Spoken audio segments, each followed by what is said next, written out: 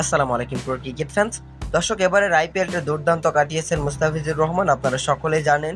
কেননা মাত্র 9 ম্যাচে তিনি কিন্তু 14টি উইকেট তুলে নিয়েছেন, যা চেন্নাইয়ের জন্য অনবদ্য ছিল। মূলত চেন্নাই সুপার কিংস মুস্তাফিজুর রহমানকে যেভাবে ব্যবহার করেছে বা সুযোগ দিয়েছে, আপনি যেটাই বলেন না কেন, এর আগের আসরগুলোতে কিন্তু আইপিএলে কোনো দলই মুস্তাফিজুর রহমানকে ঠিক কোনোভাবেই এতটা সুযোগ দেয়নি বা মুস্তাফিজুর রহমানের কাছ থেকে এভাবে পারফরমেন্স বের করে আনতে পারেনি যতটা পেরেছে মহেন্দ্র সিং ধোনি। মূলত এরকম পারফরমেন্স বের করে আনার পর কিন্তু মুস্তাফিজুর রহমানকে বিদায় বেলায় ধোনি কিন্তু তার নিজের একটা বিশেষ জার্সি দিয়েছেন, সেখানে তার অটোগ্রাফও ছিল।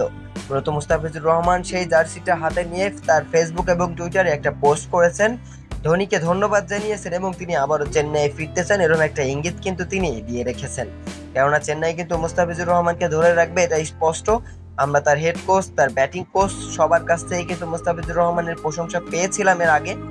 সেক্ষেত্রে মুস্তাফিজুর রহমান কিন্তু আবারও আইপিএল খেললে চেন্নাইয়ের জার্সিতেই খেলবেন, তার প্রমাণ কিন্তু আরো একবার মুস্তাফিজুর রহমান তার পোস্টের মাধ্যমে দিয়ে দিলেন।